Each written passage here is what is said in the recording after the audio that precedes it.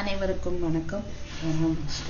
நம்ம என்ன பார்க்க போறோம் அப்படின்னா, விதியை வடிவமைத்தல். இந்த புத்தகத்தை எடுத்திருக்கிறேன். தாஜி அவர்கள் எழுதியது. நமது அன்பிற்குரிய தாஜி அவர்கள், கமலேஷ் பட்டேல் அவர் தான் நம்ம தாஜி அப்படின்னு கூப்பிடுறோம். ஓகேவா? ஸோ இந்த புக்கு அமேசானில் உங்களுக்கு வந்துட்டு கிடைக்கும். நான் லிங்க் உங்களுக்கு இதில் கொடுக்குறேன் டிஸ்கிரிப்ஷனில். அண்ட் மோரோவர் நிறைய பேர் ப்ரிசெப்டர் ட்ரைனிங்கில் இருக்கிறீங்க அப்படின்னா இந்த புக்கு உங்களுக்கு மெயினாக படிக்க வேண்டியிருக்கும்னு நான் நம்புகிறேன். So let us read this. Okay, இந்த புக்கை நம்ம ஸ்டார்ட் பண்ணியிருக்கோம். விதியை வடிவமைத்தல், த ஹார்ட்ஃபுல்னஸ் வே. த ஹார்ட்ஃபுல்னஸ் வே. ஸோ பார்க்கலாம்.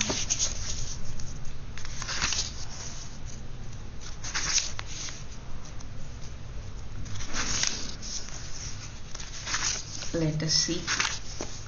பகுதி 1. விதி அமைப்பு, தலைவிதி மற்றும் தனிப்பட்ட விருப்பம். பரிணாம வளர்ச்சி மற்றும் விதி அமைப்பு போன்றவற்றால் எப்போதுமே நான் வசீகரிக்கப்பட்டேன். என் சொந்த வாழ்விலும் கூட என் வாழ்க்கையின் போக்கையே மாற்றிய மிக முக்கியமான தருணங்கள் இருந்திருக்கின்றன. அச்சமயத்தில் நான் எடுத்த ஒரு முடிவு என்னை ஒரு குறிப்பிட்ட பாதையில் வழிநடத்தி சென்றது. அத்தகைய முக்கிய நிகழ்வுகளில் ஒன்று 1976 எனது 19வது வயதில் நடந்தது. வழக்கமாக நான் தியானம் செய்வதை கண்ட எனது கல்லூரி நண்பர்களில் ஒருவன் ஒரு நாள் என்னிடம் வந்து, நீ என்ன செய்கிறாய்? எதற்காக கண்களை மூடிக்கொண்டு உன் நேரத்தை வீணடிக்கிறாய்? தியானம் செய்ய முயலும் போது எப்போதுமே நீ அமைதியற்று இருப்பதை காண்கிறேன் என்று வெளிப்படையாக கேள்வி எழுப்பினான். நான் என்னால் முடிந்தவரை முயற்சி செய்கிறேன், ஆனால் எவ்வாறு செய்வது என்றுதான் தெரியவில்லை என்றேன். நான் ஒரு பெண்மணியிடம் உன்னை அழைத்து செல்கிறேன். அப்பெண்மணி உடனடியாக தன்னை மறந்த நிலையை அடைய உனக்கு உதவுவாள் என்றான். என் மனதிற்கு அது இசைவாக தோன்றியதால் சரி, போகலாம் என்றேன். கிட்டத்தட்ட 40 வயதுள்ள பணிவு நிறைந்த ஒரு பெண்மணியிடம் என்னை அழைத்து சென்றான். அவர், எதற்காக நீ தியானம் செய்ய விரும்புகிறாய் என கேட்டார். இது எனது இயல்பான ஆசை. நான் தியானம் செய்யவும் சுவாமி விவேகானந்தரை போல இந்தியா முழுவதும் பயணிக்கவும் விரும்புகிறேன். நான் அவரை போல ஆகி இறைவனை உணர விரும்புகிறேன் என்றேன். அதற்கு அவர், என் வழிகாட்டி இறைவன் எங்கும் இருக்கிறார் என கூறுகிறார். அவர் எங்கும் இருக்கிறார் எனில் நீ இருக்கும் இடத்திலிருந்தே அவரை காண முயற்சிக்கலாம் அல்லவா என்றாள். அதற்கு நான் துறவியாகி பின்பு மறைந்து விட விரும்புகிறேன். எனக்கு திருமணம் செய்து கொள்வதில் விருப்பமில்லை என கூறினேன். அவர், ஒன்றே போதுமெனில் இருவேறு பாவினங்களை உருவாக்குவதற்கு இறைவன் ஒன்றும் முட்டாள் அல்லவே. திருமணத்திற்கு என்று ஒரு நோக்கம் உள்ளது என்று கூறினாள். நான் கொண்டிருந்த இத்தகைய அடிப்படை நம்பிக்கைகளுக்கு சவால் அளிக்கும் விதமாக பதில் அளித்த பிறகு, இதை பற்றி மேலும் விவாதிக்க வேண்டாம். நான் பிரணாகுதி மூலம் இதே நிறைவு தியானம் என்ற வழிமுறைக்கு உங்களை அறிமுகப்படுத்துகிறேன் என்று அப்பெண்மணி கூறினார். எந்த கடவுளை பற்றி நான் பேசுகிறேன், எந்த வழிகாட்டியை பற்றி அவர் கூறினார் என்பது குறித்து நீங்கள் வியப்படையலாம். எத்தனை விதமான மக்கள் உள்ளனரோ அத்தனை விதமான அர்த்தங்கள் இறைவனுக்கும் தரப்படுகிறது. அதற்கு முன்னரும் கூட இறைவன் விளக்கப்படுவதற்குரிய ஒன்றாக எனக்கு இருந்ததில்லை. ஏனெனில் கடவுள் பண்புகளுக்கு அப்பாற்பட்டவர், விவரிக்கக்கூடியவையும் விளக்கக்கூடியவையும் பண்புகளை உடையவை. மேலும் இறைவன் பண்புகளை உடைய இவ்வுலகில் இருக்கிறார் எனும் போதும் விளக்க முடியாத நிலையான இன்மை நிலையே உண்மையில் இறைவனின் பிரதேசமாகும். இதே கோட்பாட்டிற்கு ஆதி மூலம், படைப்பவர், பரம்பொருள், பூரணத்துவம், கடவுள் மற்றும் தெய்வீகம் என வேறு பல பெயர்களும் உண்டு. அவர் வழிகாட்டி என கூறியது தனது ஆன்மீக வழிகாட்டியை பற்றியே. அவர் மாஸ்டர் அல்லது குரு என்றும் அழைக்கப்படுகிறார்.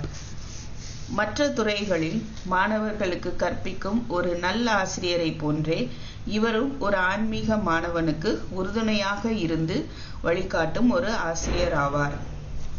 இது பிரணாகுதி எனும் ஒரு விசேஷமான சாரத்தின் துணையை கொண்டு வழி நடத்தப்படுகிறது. இதய நிறைவு மரபின் ஆசிரியர்கள் பற்றியும் மற்றும் பிரணாகுதி அதாவது டிரான்ஸ்மிஷன் என்றால் என்ன என்பது பற்றியும் நீங்கள் இப்புத்தகத்தை படிக்கும்போது அறிந்து கொள்ளலாம். தியான பயிற்சிக்கான முதல் அமர்வு என் வாழ்க்கையில் எனக்கு இதுவரையில் ஏற்படாத மிக அற்புதமான அனுபவமாக இருந்தது. இந்த வழிமுறையே எனக்கு பொருத்தமானது என்று நிரூபிக்கும் வகையில் அது மிகவும் ஆழ்ந்திருந்தது. இந்த வழிமுறைக்கான பயிற்சியாளரே இவ்விதம் யோக சக்தியை செலுத்த முடியுமானால் இதன் வழிகாட்டியால் என்னென்ன செய்ய முடியும் என சிந்தித்தேன். அவர் பெயர் ராம்சந்திரா. அவர் ஷாஜகான்பூரை சேர்ந்தவர் என்று அறிந்து கொண்ட பின் அவரை சந்திப்பதற்காக ஏங்கிக் கொண்டிருந்தேன். ஆனால் நான் சிறிது காத்திருக்க வேண்டியதாக இருந்தது. ஏறக்குறைய 1 வருடம் கழித்து 1977 எனது கல்லூரி விடுமுறையின் போதுதான் அவரை சந்திக்க முடிந்தது. ஷாஜகான்பூரை அடைந்த போது அவரை ஒரு அன்பான, எளிமையான, உண்மையான, யதார்த்தமான மனிதராக என்னால் காண முடிந்தது. அவரது முழுமையான எளிமை என்னை வியப்புறச் செய்தது. அவரை காண்கையில் எப்படி ஒரு மனிதரில் இத்தனை தூய்மையும் எளிமையும் இருக்க முடியும் என்று வியப்பு தோன்றியது. அவரது மொத்த ஜீவிதமும் அன்பை ஒளிரச் செய்தது. அவர் மூலமாக எந்நேரமும் பிராணாகுதி பாய்ந்து கொண்டிருப்பதை என்னால் உணர முடிந்தது. அவர் வழக்கமாக பெரும்பாலான நேரங்களில் இருப்பது போல் மௌனமாக இருந்தாலும் ஒருபோதும் அது சோர்வான தருணமாக இருந்ததில்லை. எப்போதுமே உள்முக தொடர்பு இருந்து கொண்டிருந்தது. அவரது பிரசன்னத்தை நானும் தொடர்ந்து உணர்ந்து கொண்டிருந்தேன். அதுதான் எனது வழிகாட்டியுடனான எனது ஆன்மீக பயணத்தின் தொடக்கமாக இருந்தது. அந்த சந்திப்பு முன்னதாகவே முடிவு செய்யப்பட்டு விதிக்கப்பட்டிருந்ததா? எப்போதுமே விதியை பற்றிய அடிப்படையான கேள்வி. எது நிலையானது மற்றும் எது மாறக்கூடியது? நமது வாழ்க்கை விதியால் கட்டுப்படுத்தப்படுகிறதா அல்லது நம் விதியை நமது தனிப்பட்ட விருப்பத்தின்படி தேர்ந்தெடுத்து கொள்ள முடியுமா என்பதாக இருந்திருக்கிறது. நம் வாழ்க்கையில் கர்மா, ஜோதிடம், இறைவன், தலைவிதி மற்றும் தனிப்பட்ட விருப்பம் ஆகியவற்றின் தாக்கத்தை பற்றி ஆயிரக்கணக்கான வருடங்களாக முடிவற்ற விதத்தில் ஆய்வுகளும் விவாதங்களும் இருந்து வருகின்றன.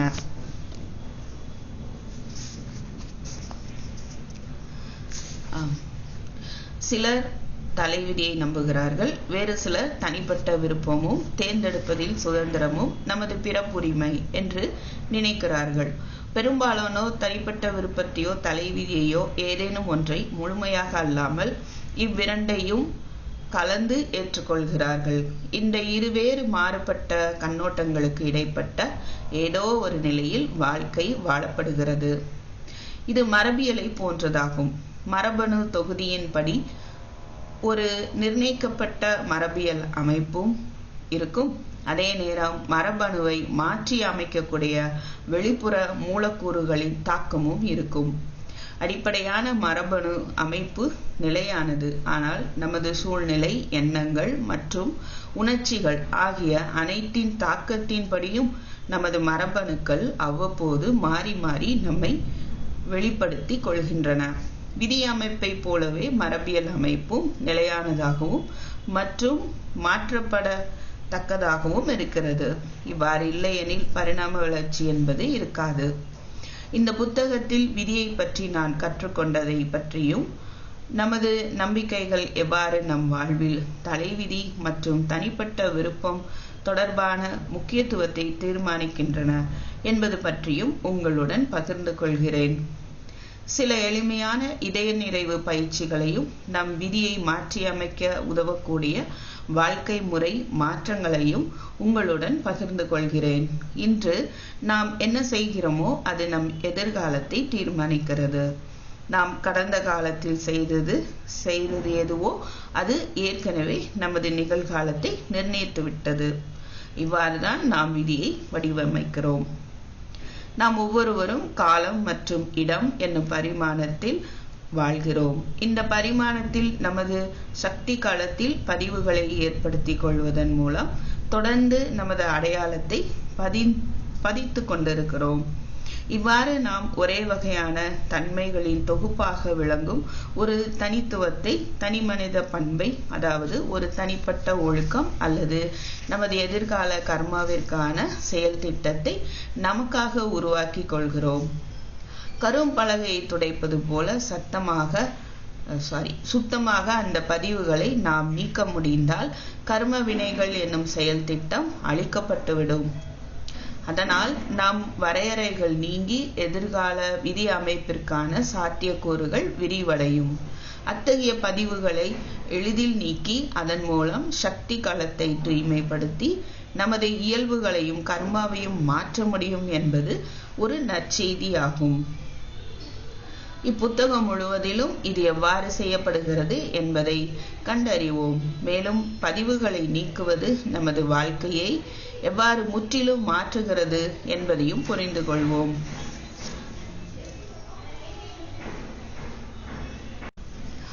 விதியை பற்றிய விளக்கம். விதி எனும் இவ்விஷயத்தை நடைமுறைக்கேற்ற வழியில் அணுகுவதற்கு சில அடிப்படையான கோட்பாடுகள் நமக்கு உதவுகின்றன. விதியை பற்றிய முதல் கோட்பாடு என்னவெனில், அதை மாற்ற முடிவது என்பது நிகழ்காலத்தில் மட்டுமே இயலும். கடந்த காலம் முடிந்துவிட்டது, அதை மாற்ற முடியாது. கடந்த கால நினைவுகளிலேயே சிக்கிக் கொண்டிருக்க கூடாது. ஏனெனில் குறிப்பாக கடந்த காலத்தில் ஏற்பட்ட பதிவுகளின் செயல் திட்டங்களை அழிப்பதற்காக அப்பதிவுகளை நீக்குவதற்கான பயிற்சியை நாம் மேற்கொள்ளும் போது அது நமது விலை மதிப்பற்ற சக்தியை வீணடித்துவிடும். நிகழ்காலத்தில் இப்போது நாம் எப்படி வாழ்கிறோமோ அதுவே எதிர்காலத்தை நிர்ணயிக்கிறது. இன்று நாம் என்ன செய்கிறோமோ அதுவே முக்கியமானது ஆகும். நம் எதிர்கால பயணப்பாதை எனும் விதியை வடிவமைப்பதற்கு ஒவ்வொரு நாளும், அதில் ஒவ்வொரு கணமும் நமக்கு கிடைத்துள்ள பொன்னான வாய்ப்பாகும். விதியை பற்றிய இரண்டாவது கோட்பாடு என்னவெனில், நமது ஆசைகள் நம்மை கவரக்கூடியவை மற்றும் விளக்கக்கூடியவை. நமது விருப்பங்கள் மற்றும் விருப்பமின்மைகள் ஆகியவற்றை சார்ந்த நமது தினசரி எண்ணங்களின் மூலம் நாம் தான் நமது விதியை உருவாக்கிக் கொள்கிறோம். சில விஷயங்கள் நம்மை கவர்வதையும், வேறு சில நம்மை விளக்குவதையும், மற்றும் சில விஷயங்கள் நடுநிலையில் இருந்து நம்மை பாதிக்காமல் இருப்பதையும் நீங்கள் கவனித்திருக்கிறீர்களா? நாம் சில விஷயங்களை விரும்பும் போது அவற்றை நம் சக்தி களத்தில் ஈர்த்து கொள்கிறோம். சிலவற்றை விரும்பாத போது அவற்றை நம்மிடமிருந்து விலக்குவதாக நாம் நினைக்கிறோம். ஆனால் உண்மையில் நமது விருப்பங்களைப் போலவே அவையும் நம்மை வெகுவாக பாதிக்கின்றன. நேர்மறையான விதத்தில் இல்லாவிடனும் எதிர்மறையான விதத்தில் அவற்றையும் நம்முடன் பிணைத்து கொள்கிறோம். உதாரணத்திற்கு, நேசிப்பதைப் போலவே வெறுப்பதும் ஒருவரை அதிக அளவில் நினைக்கச் செய்கிறது. ஒருமுறை நான் ஒரு குழுவினருக்கிடையில் ஏற்பட்ட முரண்பாட்டுக்கு சமரசம் செய்ய வேண்டியதாக இருந்தது. அவர்கள் தங்களது குழுவின் தலைவியின் மீது மன வருத்தம் கொண்டிருந்தனர். அவள் அவர்களின் மீது அடக்குமுறையை கையாண்டதால் அவர்கள் புண்பட்ட மனநிலையில் இருந்தனர். அவளை பற்றி என்னிடம் வந்து புகார் செய்தனர். அவர்கள் எந்நேரமும் அவளை பற்றியே நினைத்து கொண்டிருந்ததை அப்போது என்னால் உணர முடிந்தது. அவளது பலவீனத்தின் மீதும் குறைபாடுகளின் மீதும் தியானம் செய்து கொண்டிருந்தனர்.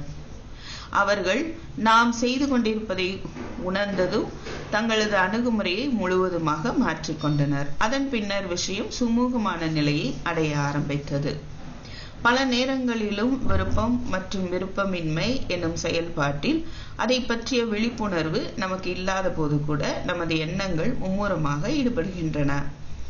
எனக்கு உண்மையிலேயே அந்த வீடு மிகவும் பிடித்திருக்கிறது, எனக்கு அது வேண்டும், அவள் மிகவும் அகந்தை கொண்டவள், அவளுடன் வேலை செய்வதில் எனக்கு விருப்பம் இல்லை, நான் அவளைப் போல இருக்க விரும்புகிறேன், அவன் மிகுந்த திறமைசாலி, இவர்கள் ஆபத்தானவர்களாக தெரிகிறார்கள், அவர்களை விட்டு ஒதுங்கியிருப்பது நல்லது, அவள் மிக அழகாக இருக்கிறாள், நானும் அவளைப் போல இருக்க விரும்புகிறேன் என்பது போன்றவை.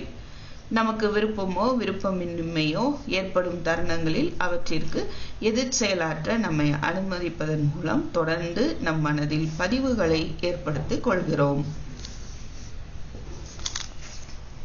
துரதிருஷ்டவசமாக நம்மில் பெரும்பாலானோர் இந்த அலைக்கழிக்கின்ற எதிர்ச்செயல் ஆற்றக்கூடிய முறையிலிருந்து விடுபட நம்மை பயிற்றுவித்துக் கொள்ளவில்லை.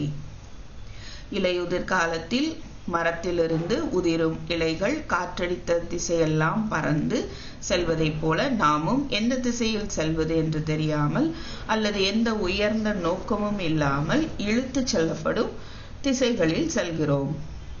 நம் மனம் இவ்வாறு இருக்கையில் விதியை தீர்மானிப்பதற்கான எந்த திட்டமும் முன் யோசனையும் நம் தரப்பில் இல்லாமல் நமது அன்றாட நிகழ்வுகளே அதை தீர்மானிக்கின்றன. அதற்கு நாம் என்ன செய்யலாம்? நமது விதியை வடிவமைக்கப் போகும் கருவிக்கு பயிற்சி அளிப்பதிலிருந்து தொடங்கலாம். முதலில் ஒரு உதாரணத்தை பார்ப்போம். உங்களிடம் ஒரு அழகான ஃபெராரி கார் இருக்கிறது. நீங்கள் அதை எல்லா இடங்களுக்கும் ஓட்டிச் சென்று மகிழ்கிறீர்கள். பரந்த நெடுஞ்சாலைகளின் வழியாக நீண்ட சாலை பயணமாக அற்புதமான கிராமப்புறத்தில் உங்கள் விருப்பம் போல் பயணிக்கிறீர்கள். அந்த காரை பராமரிப்பு செய்வதற்கு கூட நேரமில்லாத அளவிற்கு அதை நீங்கள் தொடர்ந்து ஓட்டிக் கொண்டிருக்கிறீர்கள். சிறிது காலத்திற்கு பிறகு கார் என்ஜின் சரியாக இயங்க முடியாமல் இறுதியில் நின்று விடுகிறது. விரைவிலேயே அந்த கார் ஓட முடியாததொரு நிலையை அடைகிறது. நான் ஏன் ஃபெராரி காரை பற்றி கூறுகிறேன்? விதியை வடிவமைப்பதற்கு கார் என்ஜினுக்கு சமமாக நாம் எதை நல்ல நிலையில் வைத்துக் கொள்ள வேண்டும்? அதை நாம் மனம் அல்லது இதய மனம் அல்லது சூட்சும உடல் என கூறுகிறோம். மனதை ஒரே ஒரு முறை பராமரித்தால் அல்லது பயிற்றுவித்தால் போதும், நமக்கு விதியை வடிவமைப்பதற்கான ஒரு கருவி கிடைத்துவிடும். இதன் பொருள் என்னவெனில், உள்ளார்ந்த அமைதியையும் தெளிவையும் காண்பதற்காக நம் எண்ணங்களை ஒழுங்குபடுத்த வேண்டும். ஆழ்மனதிலிருந்து தொடர்ந்து வெளிவரும் உணர்ச்சிகளின் குழப்பங்களை நீக்கி இதயத்தினுள் நம்மை ஒரு ரேடாரை போல் வழிநடத்தக்கூடிய நமது மனித உள்ளார்ந்த ஆற்றலின் ஆழ்ந்த பகுதிக்கு செல்ல கற்றுக்கொள்ள வேண்டும். இதற்கு நமக்கு ஒரு தியான பயிற்சி தேவையாக உள்ளது. இப்புத்தகத்தில் அதை பற்றி நாம் ஆழ்ந்து ஆராய்வோம்.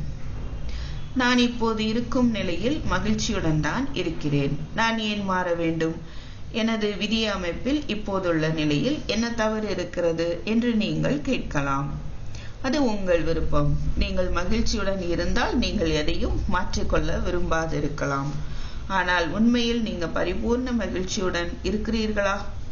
இதை பற்றி சிந்தித்து பாருங்கள்.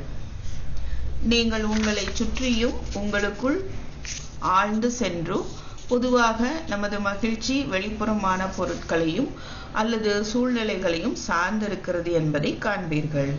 அதனால் சூழ்நிலையில் மாற்றம் ஏற்பட்டு துன்பம் நேரும் போது அதை சமாளிக்க எவ்வித உள்ளார்ந்த ஆதரவும் இல்லாமல் போய்விடுகிறது.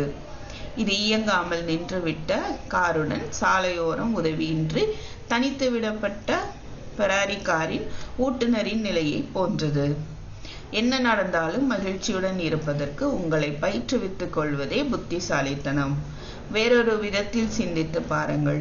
உங்களுக்கு ஒரு கடுமையான அல்லது உயிருக்கு ஆபத்தான நோய் ஏற்படும் வரை உங்கள் உடல் நலத்தை கவனிக்காமலேயே இருப்பது நலமா?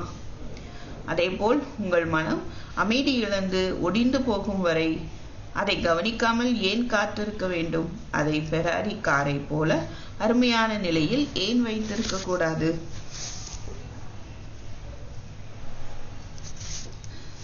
விதி நம்மை எங்கு இட்டுச் செல்கிறது?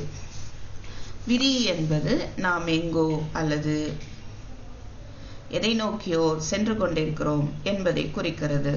விதி என்பது ஏற்கனவே முடிவு செய்யப்பட்டுவிட்ட ஒன்று என்றால் பிறகு வாழ்க்கையில் தனிப்பட்ட லட்சியங்களுக்கான அவசியம்தான் என்ன?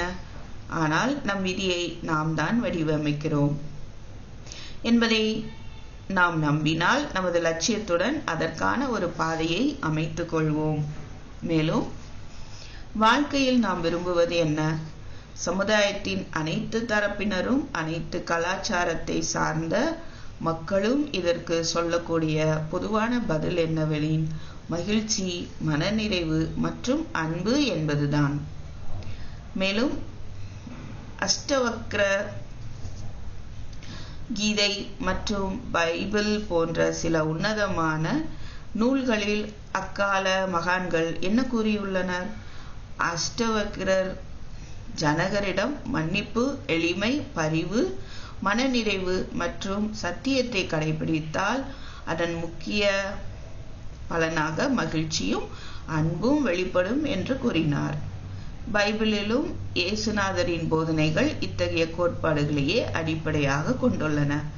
எது மகிழ்ச்சியையும் மனநிறைவையும் அன்பையும் அளிக்கிறது? ஒருவேளை உங்களுக்கு தற்சமயத்தில் அது ஒரு அற்புதமான உறவுமுறை அல்லது சிறந்த பணி, நிறைவான வாழ்க்கை, பெற்ற குழந்தைகள் அல்லது ஒரு சௌகரியமான வாழ்க்கை முறை என்பதாக இருக்கலாம். ஆனால் எது இருந்தாலும் அமைதியும் சாந்தமும் இல்லை என்றால் உங்களால் ஒருபோதும் மகிழ்ச்சியாக இருக்க முடியாது. இப்புத்தகத்தில் நாம் பார்க்க போவது போல் இவ்விஷயத்தை நாம் ஆழ்ந்து கவனிக்கும் போது மகிழ்ச்சி வெளிப்புற விஷயங்களை அல்லது மற்றவர்களை சார்ந்திருப்பது அல்ல என்று நான் கூறுவதை நீங்கள் சரி என ஏற்றுக்கொள்வீர்கள். வெற்றிகரமான கல்வி, மகிழ்ச்சியான குடும்ப வாழ்க்கை, வங்கி கணக்கில் தேவையான அளவு பணம், நல்ல நண்பர்கள், இன்பம் அடைதல், உடைமைகள் போன்றவை தற்காலிகமான உற்சாகத்தை தருகின்றன. அவை அன்றாட வாழ்க்கைக்கு அவசியம்தான். ஆனால் அவை நிலையான மகிழ்ச்சிக்கு உறுதி அளிப்பதில்லை. ஏன் தெரியுமா? அவை குறுகிய காலத்திற்கு மட்டுமே நிலைக்கக்கூடியவை. அவை உங்களை விட்டு நீங்கியதும் மகிழ்ச்சி மறைந்து விடுகிறது. மேலும் நீங்கள் மகிழ்ச்சியுடன் இருப்பதும் இல்லாதிருப்பதும் மற்றவர்களை சார்ந்த விஷயமாக இருப்பது புத்திசாலித்தனமான வாழ்க்கை முறை அல்லவே. நமது மகிழ்ச்சிக்காக வெளிப்புற ஆதாரங்களை சார்ந்திருப்பதை நிலையான மகிழ்ச்சியை தரக்கூடிய வேறு ஏதோ ஒன்றை கொண்டு சமன் செய்ய வேண்டியதாக இருக்கிறது. நிலையான மகிழ்ச்சியை கண்டுபிடிக்க நாம் நமக்குள் ஆழ்ந்து சென்று கவனிக்க வேண்டும். இது உள்ளார்ந்த மற்றும் வெளிப்புற வாழ்க்கைக்கு இடையில் ஒரு சமநிலையை கொண்டு வருவதை பற்றிய விஷயமாகும். நம் மனம் அமைதியாக சமன்பட்டு மகிழ்ச்சியுடன் இருக்கிறது என்று ஒரு நிமிடம் எண்ணி பார்க்கலாம். அதிலும் குறிப்பாக பரபரப்பான மன அழுத்தம் தரக்கூடிய மற்றும் எவ்விஷயத்திலும் ஒரு குறுகிய கால கவனமே இருக்கக்கூடிய இந்த நவீன உலகத்தில் இதுவே ஒரு பெரிய சாதனைதான். ஆனால் மகிழ்ச்சி மற்றும் அமைதியுடன் இருப்பது மட்டுமே நமது விதி அமைப்பாகிவிடுமா? இல்லை, அது முன்னேற்றத்திற்கான ஒரு படி மட்டுமே. அமைதியான மனதை கொண்டு என்ன செய்யலாம், அதை எப்படி உபயோகிக்கலாம் என்பதை அறிந்து கொள்வது முக்கியமானது.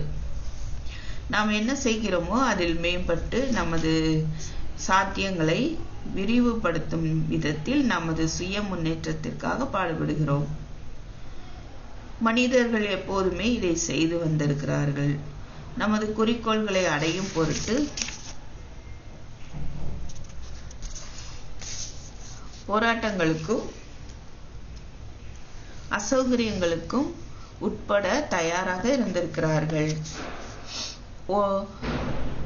ஒலிம்பிக்ஸ் தங்கம் வாங்கியவரும் சரி, வயலின் வித்வானும் சரி, ஏன் நடக்க கற்றுக்கொள்ளும் ஒரு சிறு குழந்தைக்கும் கூட இது தெரியும். வாழ்க்கையில் ஒரு லட்சியமோ அல்லது குறிக்கோளோ உடைய எவருமே இதை அறிவார்.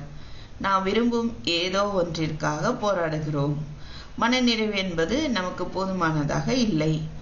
நாம் விரும்பும் எதிலும் மேம்படவும் முன்னேறவும் பாடுபடுகிறோம். வாழ்க்கை என்பது உணர்ச்சியை பற்றியது. ஒவ்வொரு வாழ்க்கையும் ஏதோ ஒரு விதமான வளர்ச்சியை கொண்டதே.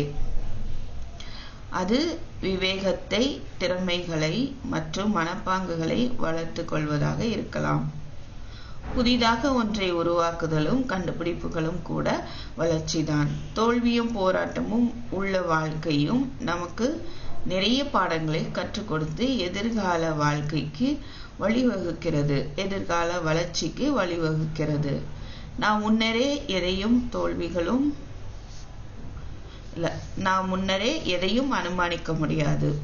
ஏனெனில் எதுவும் நிகழ்ந்த பிறகே நமது தோல்விகளும் எவ்விதமாக நமக்கு விவேகத்தை கற்றுக் கொடுக்கின்றன என்பதை புரிந்து கொள்ள முடிகிறது. நமக்கு தெரிந்ததெல்லாம் மேம்படுவதற்கும் எல்லைகளை தாண்டி நாம் அறியாத ஒன்றிற்காக முன்னேறுவதற்குமான உந்துதல் மனிதனின் ஒரு இயல்பாக உள்ளது என்பதே ஆகும். வாழ்க்கையின் நோக்கம் என்ன என்பதை போன்ற கேள்விகளை நாம் எழுப்புவதெல்லாம் நமக்கு இந்த உந்துதல் இருக்கிறது என்பதை காட்டுகிறது. ஹோமோசேபியன்ஸ் என்பதற்கு விவேகமான மனிதன் என்பது பொருள். மேன் மனிதன் எனும் ஆங்கில வார்த்தையும் கூட வடமொழியின் மனஸ் அதாவது மனம் என்பதிலிருந்து வந்தது. நாம் நம்மை நம் உடலை கொண்டு அடையாளம் காண்பதை விட மனதை கொண்டே அடையாளம் காண்கிறோம்.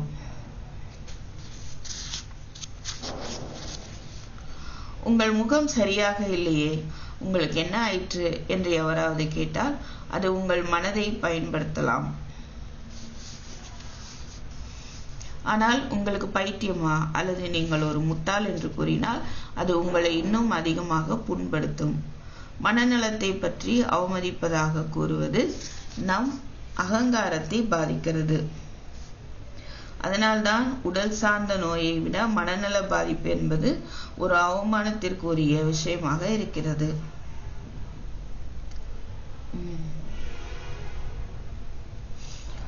அடுத்ததா சிசோஃப்ரெனியா எனும் மனக்கோளாறு மற்றும் நீரிழிவு நோய் இரண்டுமே கடுமையான உடல்நல பிரச்சனைகள் தான் என்றாலும் மனக்கோளாறை விட நீரிழிவு நோய் ஏற்றுக்கொள்ளத்தக்கதாகிறது. 2017 ஏப்ரல் மாதம் உலக சுகாதார அமைப்பு உலகத்தில் உடல் நலக்குறைவிற்கான காரணங்களில் மனச்சோர்வே முதலிடம் வசிப்பதாக அறிவித்தது. அப்போது 30 கோடிக்கும் அதிகமான மக்கள் மனச்சோர்வினால் அவதியுற்றிருந்தனர். இது எதை குறிக்கிறது? பெரும்பாலான மக்கள் மகிழ்ச்சியுற்று இருக்கிறார்கள். வாழ்க்கையில் இன்னும் அதிக நேர்மையான குதூகலமான குறிக்கோளை கண்டுபிடிக்க விரும்புகிறார்கள் என்பதே இதன் பொருள். இந்த அளவிற்கு அதிக மனச்சோர்விற்கு வழிவகுக்கும் சிக்கலான நிலையை கையாள்வதற்கு முயற்சி எடுக்க வேண்டிய சரித்திரத்தின் ஒரு முக்கியமான காலகட்டத்தில் நாம் இருக்கிறோம்.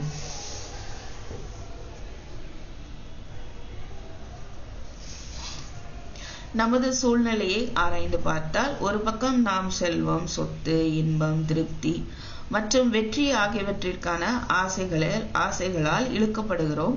மறுபக்கம் லகுத்தன்மை, மகிழ்ச்சி மற்றும் அன்பு ஆகியவை உயரிய ஏதோ ஒன்றை நோக்கி நம்மை ஈர்க்கின்றன.